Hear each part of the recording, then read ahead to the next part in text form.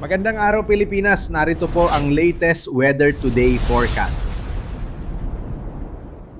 Base nga sa ating latest satellite animation, ay huling namataan ng low pressure area sa layong 165 kilometers east-northeast o hilagang silangan ng Borongan City, Eastern Samar.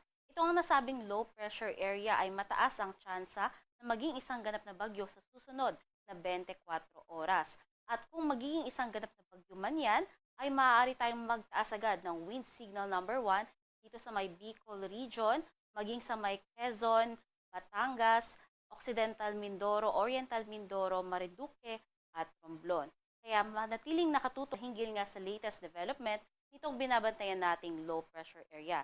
Sa kasalukuyan na nga ay nakakaapekto na yan at nagdadala ng katamtaman hanggang sa malalakas na mga pagulan sa malaking bahagi ng Katimugang Luzon at Visayas. Samantalang southwest monsoon naman ang siyang umiiral dito naman sa may bahagi or kanlurang bahagi ng Southern Luzon. At dahil nga sa pagdaan ng low pressure area, asahan nga natin na yung mga pag-ulan ay aabot ng 50 to 100 millimeters dito sa malaking bahagi ng Eastern Visayas, katimugang bahagi ng Southern Luzon, kasama yan yung mga probinsya ng Oriental Mindoro, Marinduque, Romblon, Albay, Sorsogon, Masbate, Northern Samar, Eastern Samar, Biliran, at Leyte. Simula nga yan ngayong araw hanggang bukas ng hapon. Pagsapit naman ng bukas ng hapon hanggang sa Miyerkules ng hapon, magpapatuloy pa rin yung mga pag-ulan dito sa may Mindoro provinces, kasama rin ang Marinduque, Romblon, Palawan, dalayan ng pinagsamang habagat at low pressure area. At pagsapit nga ng Miyerkules ng hapon hanggang Thursday ng hapon, na kung saan nasa West Philippine Sea na nga yung ating low pressure area, magpapaulan pa rin yan dito sa may Occidental Mindoro at Palawan. Yung mga probinsya nga na may kulay dilaw, yan po yung mga areas na makararanas ng pinakamalalakas na mga pag-ulan sa susunod na 3 araw at aabot nga yan ng 50 to 100 millimeters.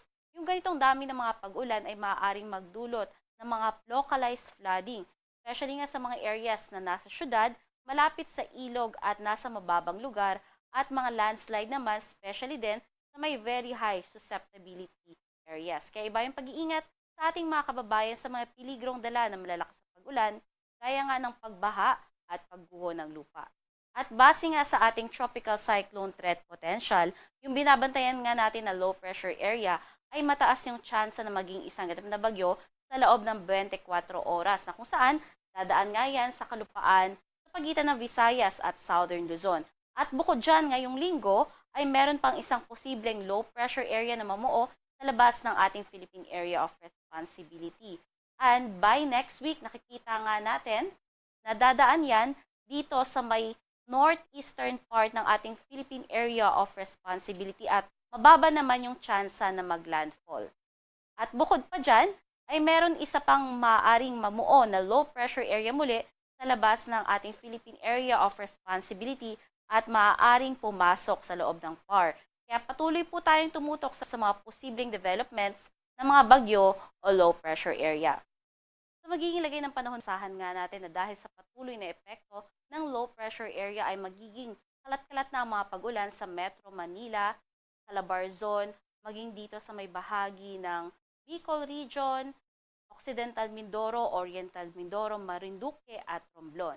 Sa nalabing bahagi naman ng Luzon ay iiral naman yung mga localized thunderstorms, lalong-lalo na nga sa hapon at sa gabi. Agwat ng temperatura dito sa Tuguegarao aabot 26 to 37 degrees Celsius, samantalang sa Metro Manila 26 to 31 degrees Celsius at sa Legazpi 27 to 32 degrees Celsius. Sa magiging lagay naman ng panahon sa buong Visayas, dala na rin ng pagdaan ng low pressure area, asahan pa rin natin yung matataas na tsansa ng mga pagulan, pagkidlat at pagkulog sa buong araw. Samantalang habagat naman ang siyang iiral dito sa may Palawan at sa may Zamboanga Peninsula na siya magdudulot naman ng mga kalat-kalat na mga pagulan, pagkidlat at pagkulog. At sa lalabing bahagi naman ng Mindanao ay localized thunderstorm naman ang magdadala ng mga pagulan, lalong-lalo na nga sa hapon at sa gabi. Agwat ng temperatura dito sa may Iloilo at Cebu aabot ng 27 to 32 degrees Celsius, samantalang sa Zamboanga 26 to 30 degrees Celsius at sa Davao 25 to 31 degrees Celsius. At sa magiging kalagayan naman ng ating karagatan ay wala tayong nakataas na gale warning. Kaya malayang maglalayag lahat ng sasakyang pandagat. Ang karagatan natin, ang mapag-alon na abot lamang ng 0.6 to 1.5 meters. Panayad hanggang sa katamtaman ang mapag-alon.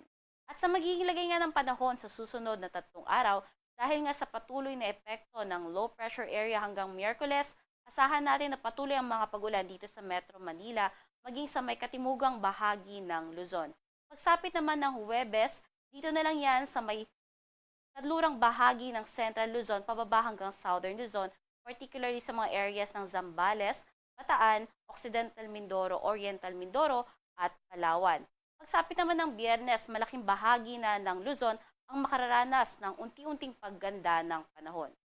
Dito naman sa Kabisayaan, magpapatuloy din yung pag-ulan hanggang Miyerkules. Malaking bahagi pa rin ng Visayas ang makararanas sa mga patuloy na mga pag-ulan.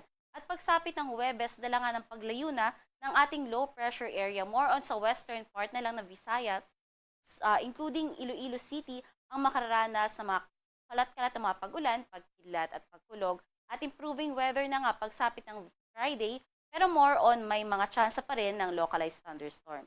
Samantalang dito naman sa Mindanao, bukas asahan nga natin na magpapatuloy ang mga pag-ulan sa Zamboanga Peninsula at aabot pa yan hanggang Miyerkules.